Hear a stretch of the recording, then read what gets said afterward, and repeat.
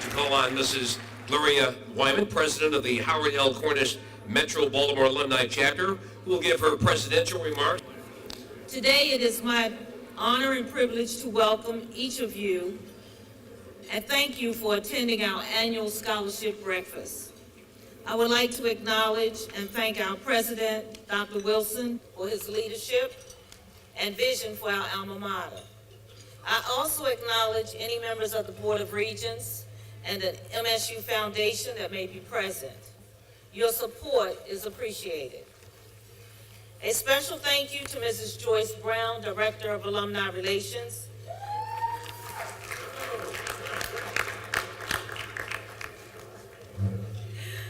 The support and encouragement that she and her staff provide to our local chapter helps to remind us that we have blue and orange blood running through our veins.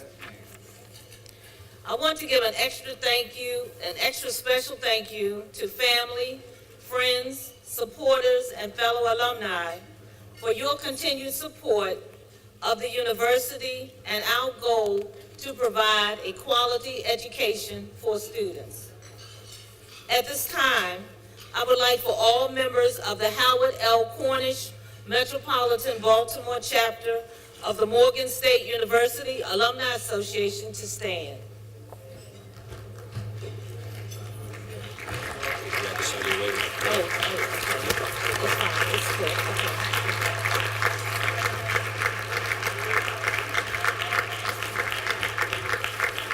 You may be seated. The Cornish chapter, and especially the Scholarship Breakfast Committee, under the leadership of our chairperson, Mr. Anthony McPhail, can certainly be proud that this is our 34th annual breakfast. Please join me in applauding their efforts, and if you are wondering how we do it, well, let's applaud their efforts first.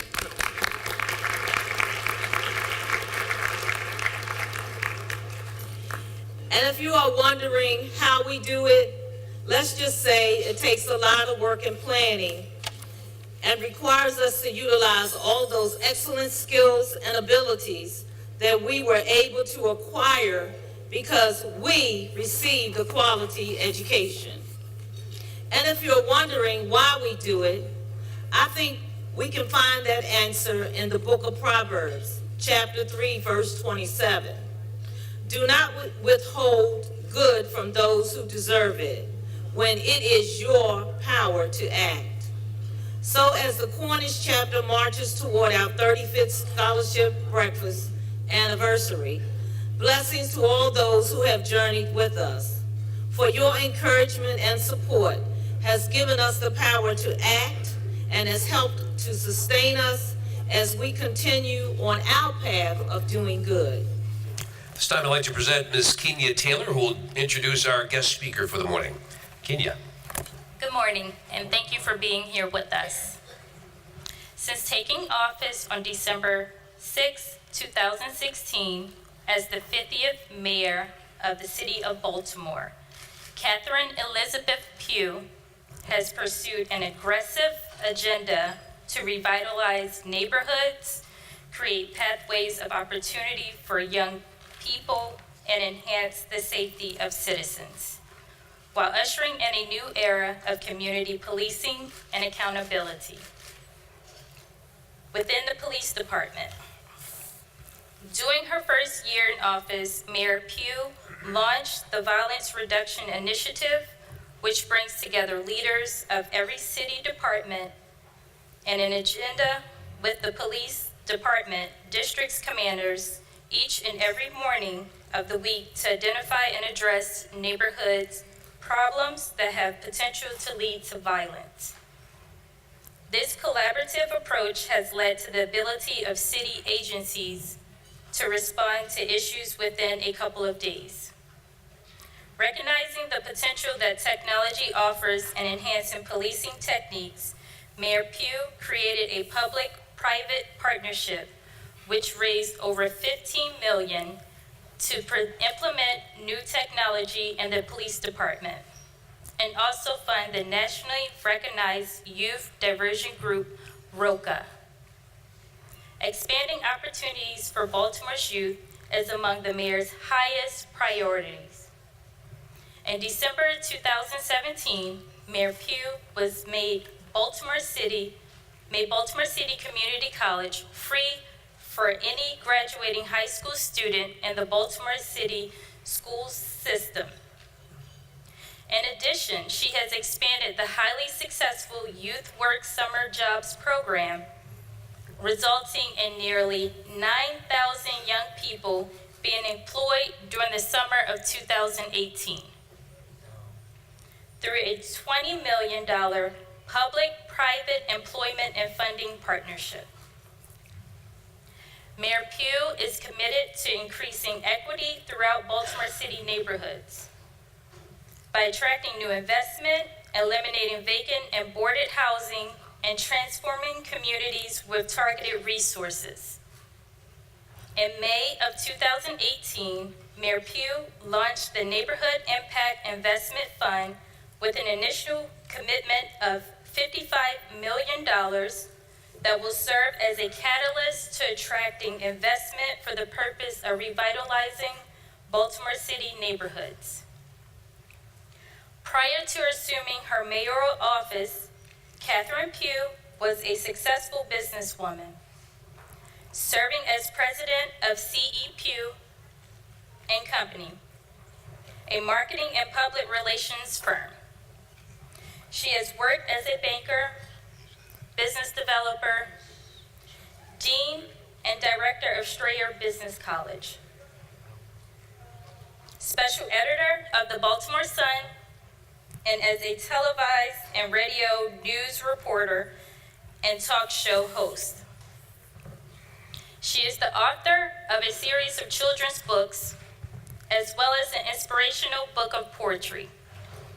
Mayor Pugh holds an MBA from Morgan State University and has received qualification from the University of California as an economic development specialist. The mayor has served on many boards during her career and currently serves on the board of directors of the University of Maryland Medical Systems, the Council of State Governments, and as former president of the National Black Caucus of State Legislators.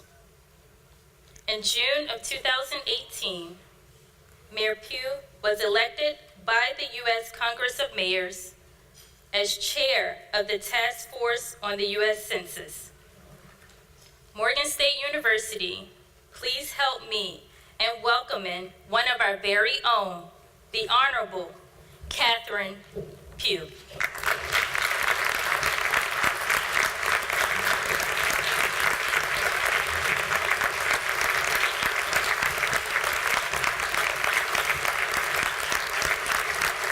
Thank you all. Thank you very much. I'm going to actually try to pull this out. Let me first acknowledge that Calvin Ball, our newly elected Howard County Executive, was here. Y'all give him a round of applause. I know he had to leave. And to our chair, thank you so much for all the work that you do all the time on behalf of all of us, Morganites to come. And Mr. President, thank you so much for all that you've done for all of us. And Stan, it's so good to see you all the time. I actually have a picture of you and I standing together as MCs of some program. I'll show it to you one day. Was it 40 years ago we were... No, I don't know what you're talking about. Maybe 40 years for you, not for me. And let me just say to all of the students, congratulations. I don't think you could have chosen a better place to be. Let me first give honor and praise to God for the privilege to be with you all this morning. To honor such outstanding individuals in this community, who in my opinion, and I'm sure many others, embody the spirit and courage of the late, great Martin Luther King Jr., for whom this 34th scholarship breakfast is named, who once said, "The ultimate measure of a man is not where he stands in the moments of comfort and convenience, but where he stands at times of challenge, of controversy."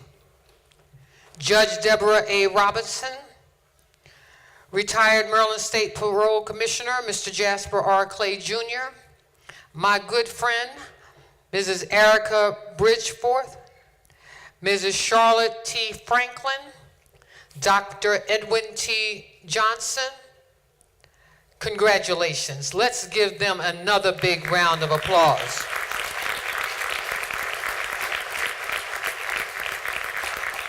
The theme of this morning's breakfast is we must remember that intelligence is not enough.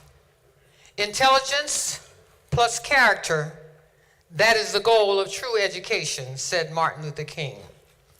I believe it is also important to share with you the other part of this quote, and that is, complete education gives one not only power of concentration, but worthy objectives upon which to concentrate. The broad education will do that. Therefore, transmit to one not only the accumulated knowledge of the race, but also the accumulated experience of social living. Give me just a few minutes, you all, please, to pay homage to this university, Morgan State University, the institution where I entered as a teenager and emerged as an adult. This institution where I grew up, it is the institution that prepared me for my journey. This university that educated me. I have to give my parents, Dr. Wilson, some credit here too. They taught me to be confident, to be strong, to be of great character, to be a critical thinker, to love others, to be understanding, to listen, because in the listening comes learning, to hear, to be empathetic, but also to be decisive. Morgan State University, through its teachings, showed us through examples what success required, what success could be, what success looked like. This institution challenged us to pursue dreams, to be excellent, to stand in the gap. It taught us to think beyond our moments. It encouraged us as students to be the change we wanted to see. Morgan State University prepares its students past, present, and future to lead. Martin Luther King Jr. said, and I quote, "Education must enable," and I'm sure he was meaning a man and a woman, "to become more efficient, to achieve with increasing facility the legitimate goals of their life."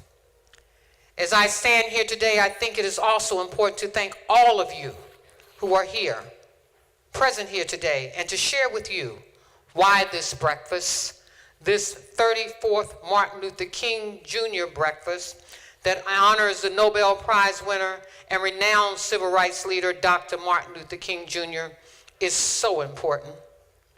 Martin Luther King Jr. was a true believer that educating our children would be the equalizer to a better life. He fought to change the discriminatory practices of the nation and this world.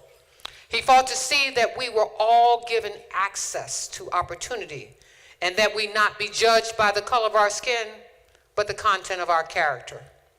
He believed, as most of you here today believe, that equal access is important, but so are equal resources, which is why we fight for fair funding of our institutions and will fight until this country gets it right. We don't shut our doors to other races, we welcome them with open arms.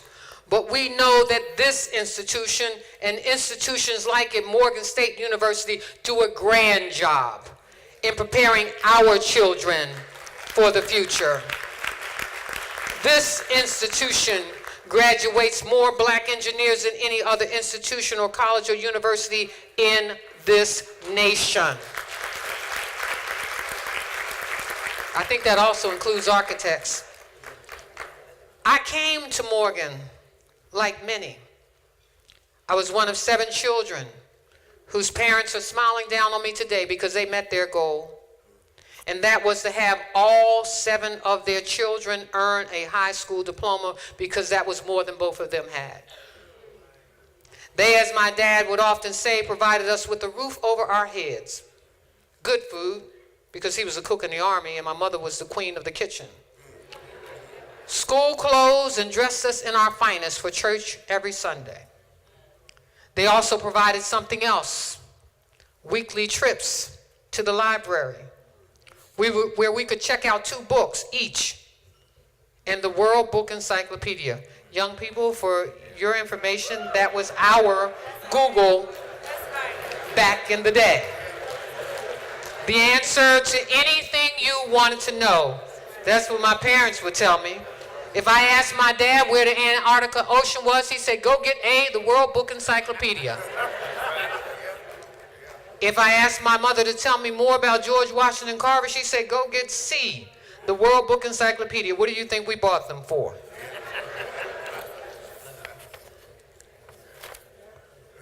Those books, those trips, my mother taught me to read by the time I was 3. And those trips to the library gave me a thirst for learning, and I wanted more. College. I came to Morgan after a summer of working 2 jobs with my earnings, grants, and loans because I wanted to be here. So many students arrive on our doorsteps without anything. So many capable, qualified, prepared students with a thirst for learning and a dream of success. And we've had to turn too many away. Our children need us. They need your support. So for all of those who will arrive in need of a scholarship and support, I say thank you. Martin Luther King Jr. said, life's most persistent and urgent question is, what are you doing for others? Thank you again for doing, because you are assuring that any child or somebody's child who knocks on the doors of this institution with dreams and aspirations can enter, learn, leave, and achieve. In preparing for today, I also gave thought to what would Martin Luther King Jr. say today if he were alive? What would he be doing? What would he be thinking? Because on January the 15th, he would be 90 years old. And today we can say 90 years young. I think in some ways he would be proud. Certainly he would have been instrumental in helping us to elect the first African American president of these United States, Barack Obama. He would be standing with us and siding with the courts that there has been, and I quote, long-standing disparities in state higher education funding for historically black colleges and universities. We also know that Martin Luther King Jr. spoke with presidents, sat with presidents, walked with presidents, and talked with presidents. I think he would be at the White House today, trying to bring reason to someone who seems unreasonable. And for the young lady who's going to work for the federal government, trying to get those doors back open, because we want them to be open when you get there. He would be talking to him about being fair and just to all that live here and to all that want to be a part of the great fabric that we call the United States of America. I think at the same time he would be deeply disappointed in the state of our communities of Baltimore, as I was and am as its 50th mayor. But like him, I would not be without hope or solutions. The painstaking taking of life that just recently, in a domestic violence case, saw a father shooting at a boyfriend, graze his own 2-year-old son. A lack of trust. I believe that Martin Luther King Jr. would challenge our communities to restore our moral fiber, to embrace one another, to build trust and love among one another. In his own words, Martin Luther King Jr. said, "I believe that unarmed truth and conditional love will have the final word in reality." Today we face in this city tremendous opportunities and many challenges. They are not challenges we can ignore, but must face.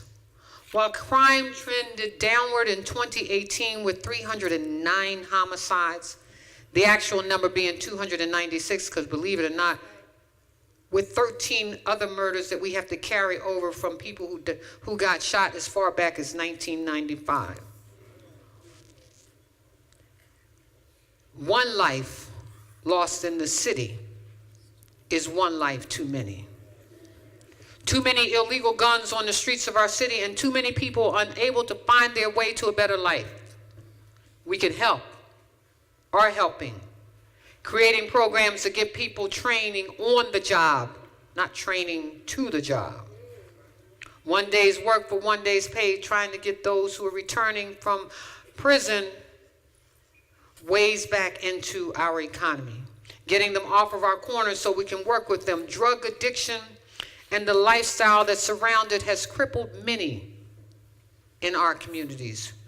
But working together, we can provide sustainable solutions.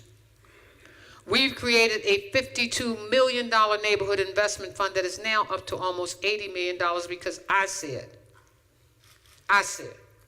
we would not sell off the city's assets like y'all did in 1972 when you sold the city's airport for $36 million 40 years ago.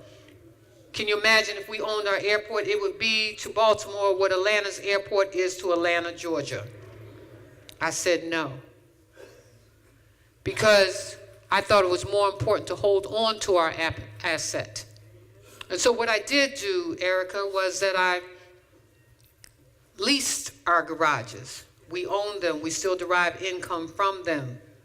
And then I floated bonds and capitalized them because I wanted America to know that we are serious about investing in neighborhoods that have been underinvested in for decades. Park Heights, Sandtown, Winchester, you can name them. Druid Heights, you see them. East Baltimore, you see it. And so I wanted folks to know how serious we are about this. And so now that Neighborhood Investment Fund is up to $80 million.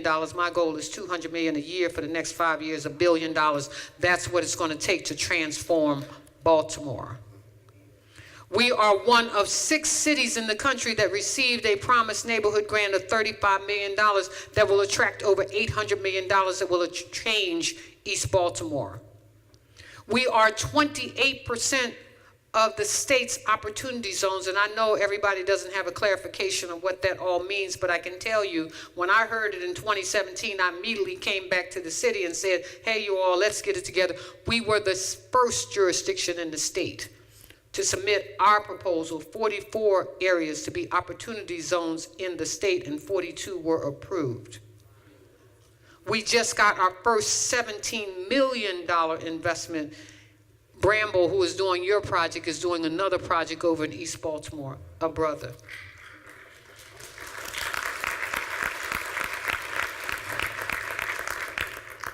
We are going to build a new library in Park Heights, an underserved community. And I want to take a moment to give a shout out. I know he's not here, to George Mitchell, who in spite of what everybody said he couldn't do, did it anyway. He said, y'all might want to shut down this school, but we're going to have some school up in here anyway, over in West Baltimore. Thank you, George Mitchell. We are building 28 new schools. 7 of them opened last year. And we're on target to build the other 21. But believe me, that is not enough when you got over 180 schools in this city, and schools sitting without air conditioning and proper heating. It is unconscionable, the lack of investment that this city has made in its own infrastructure. And I know people are pissed about water increases. Pissed, you should be. But that is a lack of investment for decades in the city, and they keep kicking the can down the street because they want to play politics. And I'm sorry, you all, I can't be concerned about the next election. I have to be concerned about now, because I've stood in those neighborhoods and communities when water has risen up. And I never forget coming in contact with this gentleman, and he said, I'm retired. How am I going to fix my yard? My car got flooded. And I told him, we'll come back and do it. The city didn't have to do it, but I said, we'll come back and do it. And when I came back, he said, I didn't believe you at first, but you came back. And so, I'll work it out. I'll figure it out. But at the same time, we've got to do right by people in our city. We are restoring at least 10 pools in the city. Unbelievable. Shut down for decades in neighborhoods and communities because the motor didn't work. The motor didn't work. Fix the motor, $4.1 million, we'll fix it. But now young people in our city be able to swim for free.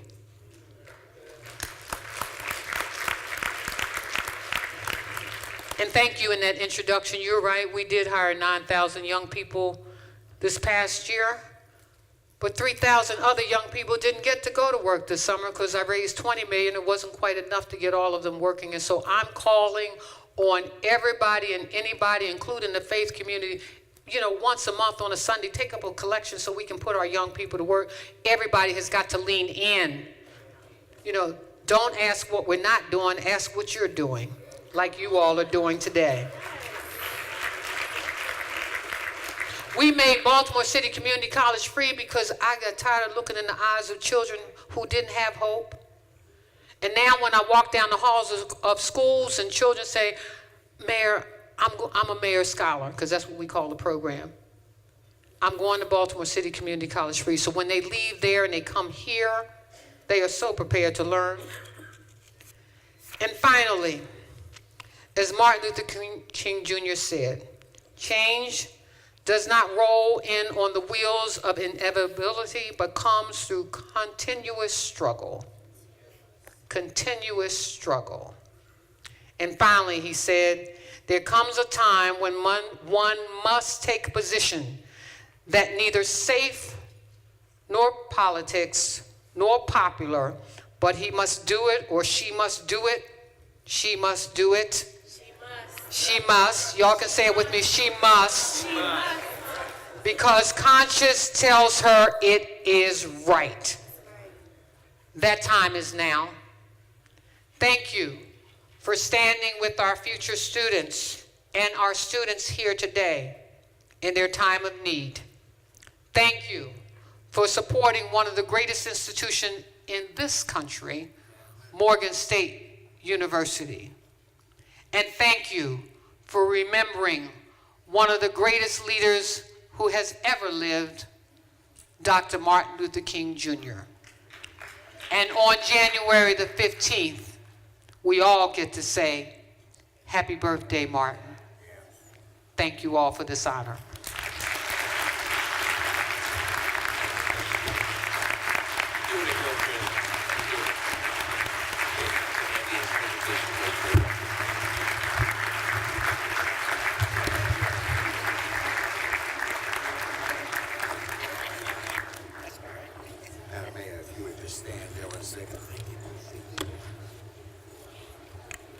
Mayor Pugh, it was certainly our honor to have you here as our guest speaker this morning. Wait, Mr. Jolivet just reminded me that I left his name off, so please, you all. We know he got his award. He's also going to get one of the certificates from the mayor, so we don't want to leave anybody out or anybody to think that they're being left out. Thank you so much. Thank you. For agreeing to be our guest speaker. We know that the mayor of Baltimore is one of the most difficult and challenging jobs that anyone would ever want. But we leave here this morning with a sense of hope, knowing that you're in charge and running things. We appreciate your presence, and we look forward to the success that Baltimore City is going to grace across every street within the metropolitan because of your efforts. Thank you. Thank you. There you are.